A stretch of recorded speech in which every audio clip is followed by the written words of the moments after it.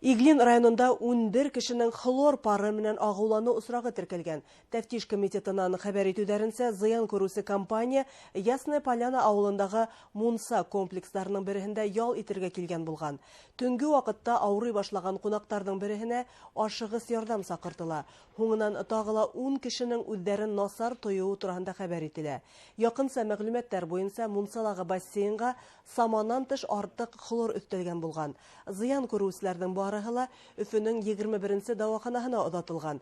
Әлеге вакытта тәфтишчеләр полиция менән берлектә вакыйга сәбәпләрен асыклай. Шулай ук гадәттән тыш хәлләр министрлыгы һәм граждандарды хаклау сараларын тәэмин итү хезмәтенең химик радиометрик лабораторияһы һауга һәм һавага тикшерү үткәрә.